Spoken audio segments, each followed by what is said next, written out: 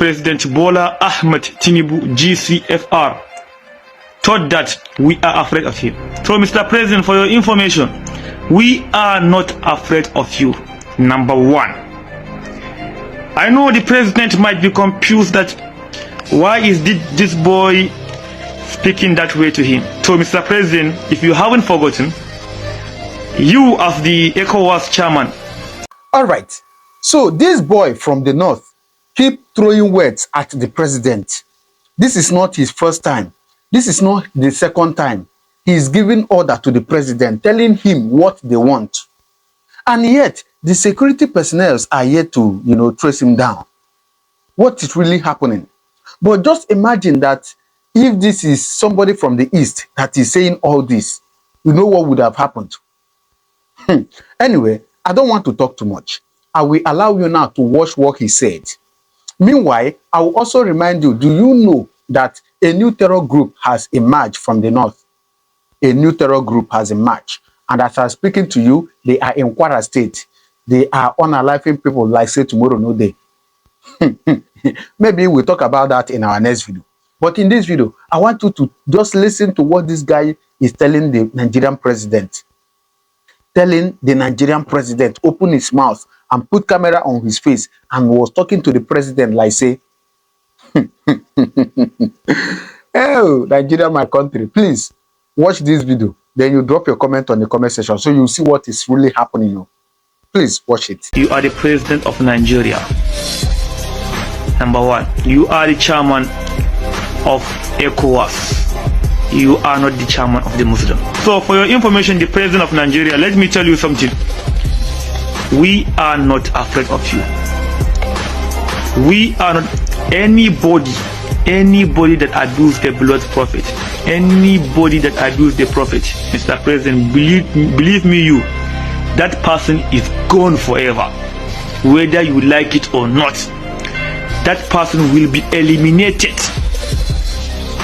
instantly, whether you like it or not, Mr. President. And let this one serve as a warning for you, Mr. President. We the Northerners are warning you. We are not even begging you. We are warning you. This one should serve as a last warning to you, the President. Let me tell you something. People are now here. Whatsoever that you are doing, people are just watching you.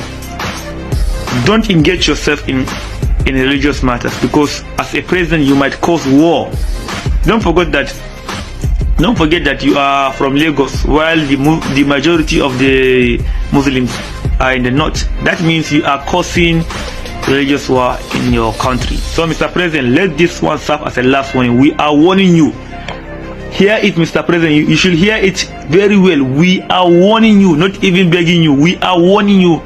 This should serve as a last warning to you, and you shall go and remove that word that you have just made, Mr. President. Go and take back your words. The Chief of Army Staff, Lieutenant General Olufemi Oluyede, has given a marching order to troops of the Nigerian Army in Kwara State to flush out the new bandit group known as Mamuda, which recently migrated to the Kanji National Park and killed about 7 villagers in Ilesha Baruba and other parts of Kayama local government area of Kwara State. Oluyede gave the order while addressing the troops of 22 Armored Brigade, Sobi Cantonment, Ilorin, on the sideline of recent security challenges in the state, where he specifically told the troops to end the bandits within the maximum of 1 month to prevent them from spreading to other parts of the state. According to the Chief of Army Staff, Lieutenant General Olufemi Oluyede, the earlier the troops solve the problem, the better for them, noting that the Nigerian Army cannot afford to allow the new bandits group, Mamuda, to escalate to other parts of the state and country like the Boko Haram, informing this marching order to flush them. Any support they require, we'll make sure we give them, including the air, to support you in operation. So that in the next 1 month, and listen to me, the earlier you solve this problem and go back to your families, the better for you. Now, it's a note of warning, because this was how we started in the Northeast, and we are still going to the Northeast every day till today. So what I want you to go and do is to go once and for all and chase them out of that place. Is that clear? Yes. So that you can go back to your families. Once you go with full force and you flush them out of that place, all of us will rest. That's what I want you to do. Do you promise me that? While telling the troops that their jobs as soldiers is not ordinary but sacrificial and they must be ready to make the sacrifice for Nigeria to be better, he assured the troops of all necessary support in terms of equipment and welfare to make them comfortable, saying 100,000 uniforms are being produced monthly to ensure that the troops are well kitted. As soldiers, our job is not ordinary, job of sacrifice. And we must be ready to do that sacrifice for Nigeria to be better, so that our children will have a place to live and be secure. Doing something cogent about uniforms. We are trying to produce as much as 100,000 uniforms every month so that we can kit you well. We have started by giving some divisions, and this will continue to do as much as possible so that you can appear well.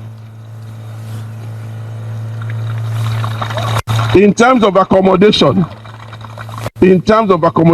I have escalated our problems up to Mr. President, and I can assure you of Mr. President and the government's support to make things better.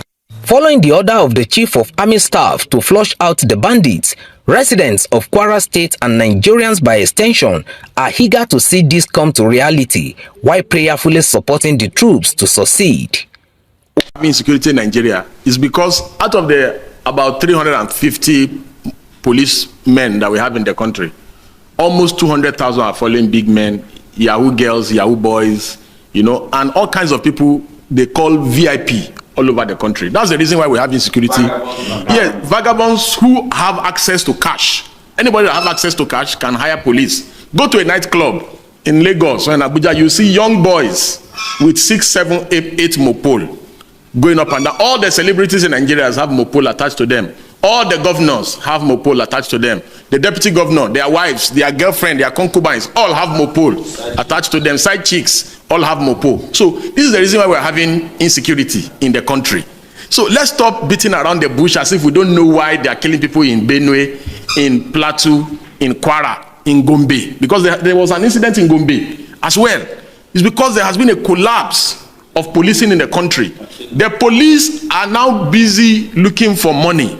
The other 150,000 that should be policing internal security, they are collecting bribe on the road. So nobody is really policing in the country. Nobody is policing. That's why we have insecurity in the country. The police have abandoned their constitutional responsibility of policing, and all they're interested in is revenue generation to maintain the divisional police heads. Because the money meant for the divisional police heads are stolen by some people. So the DPO now has to find a way to fuel the car for patrol. So they need to find a way to fund the police stations. If we address corruption, insecurity will stop. Yes, we concede that the VIPs need some form of protection.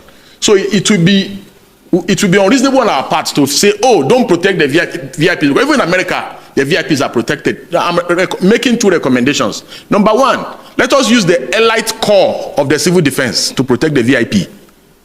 The elite corps of the civil defense to protect them. The police must go back to policing the nation. That is the only way that we can stop this growth of terrorist groups all over the country. Number 2, if we have reached a consensus that security agencies have failed, let us allow people to carry guns.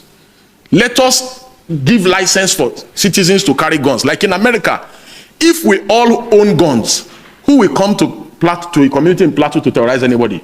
Who will come to a community in Benue to terrorize anybody, or in Plateau, or in Kwara? So the basics, if the police and the government are not ready to remove police officers from the VIPs and allow police officers to go and police the nation, then we should reach a consensus that, oh, we have failed as a nation. Therefore, let us allow license for citizens to own gun. Thank you. This is my take. And A.K. Musa will now give his take, and we'll call it a day. Decentralized policing. I've always been an advocate of not only state police, I'm in support of state police. I'm in support of campus police. I'm in support of every community Even having their own village police. I live in a village in the US that has 3,000 people. They have a police department with more vehicles than the Ondo State Command of the Nigerian Police. And anything happening to you, they promise you that in 3 minutes, they'll get to your house if you call the emergency number. So, but a lot of people are fearful that if governors have access to state police, they will use it against their opponents. Governors are doing that even with the national police. Governors are doing it with vigilantes. Basically, Nigeria is already having non-state actors that are being used as state police. The Anambra state government has an Agana chamber, what do they call it, whatever, Agana chamber.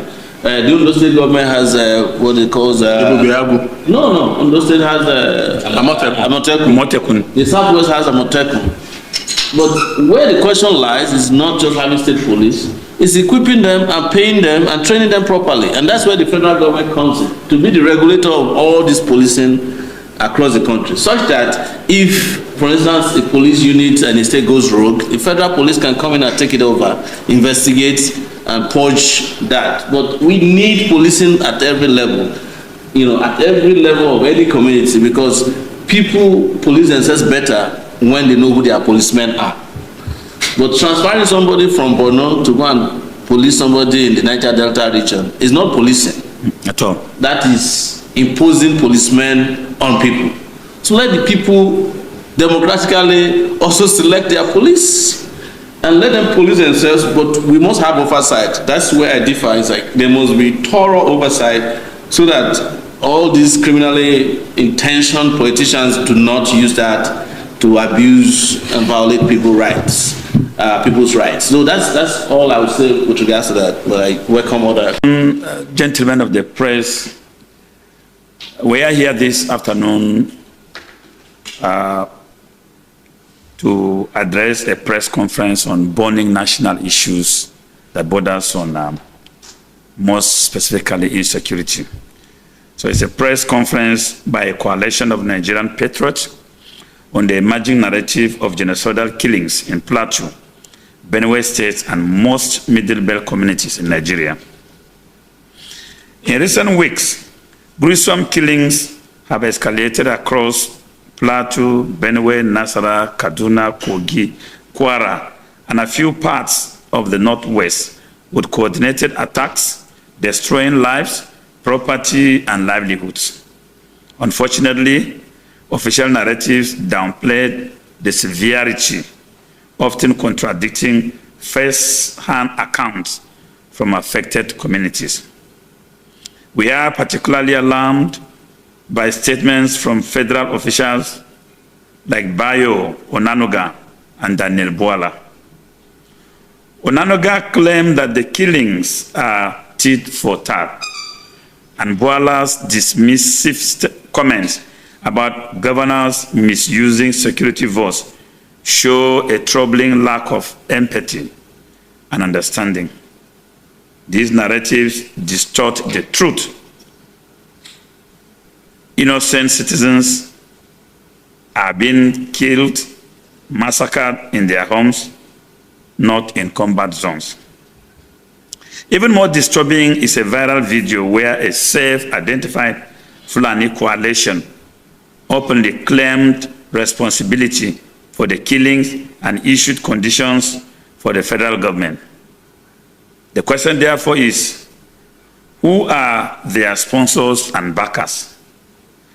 Are these backers within the corridors of power? Under what auspices are they operating? Will the federal government bow to them by ceding to their conditions?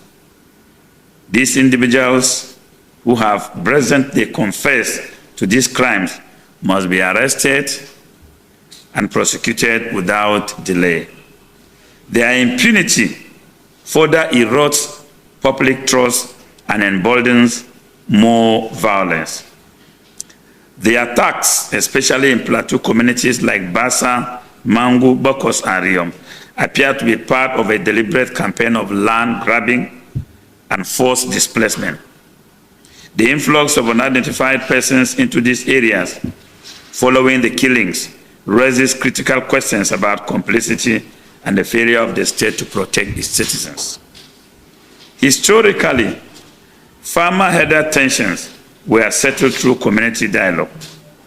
Today's violence, however, is highly coordinated and far brutal, pointing to the deeper issues of land seizure, identity-based targeting, and a collapsed criminal justice system. We call on the federal government of Nigeria to collaborate with local authorities to arrest and prosecute both the perpetrators and their sponsors, if identified. We commend the courage of Plateau State's people and leadership and urge federal support to restore peace, justice, and dignity to these communities. Thank you very much for your audience. Yes. The issue of policing in Nigeria is very, very critical, and it's a constitutional issue. I personally think we must go back to Lancaster House Constitutional Conference and revisit the consensus reached by Nigerians about the nature of our democracy. Because ever since the military interregnum in 1966, Nigeria has been battling with different security challenges. It all started with armed robbery after the Civil War, and it has graduated to what we are dealing with today, organized criminality, which is terrorism. Let me speak about Plateau briefly. The military had released a security report indicating that 2 cells of ISWAP exist on the Plateau. And they arrested 2 founding members. Now, the dimension of the conflict on the Plateau is no more the ethnic or religious or farmer-herders conflict. It has graduated to a higher criminality. And the intentions of those who are attacking, killing, and displacing people is very manifest.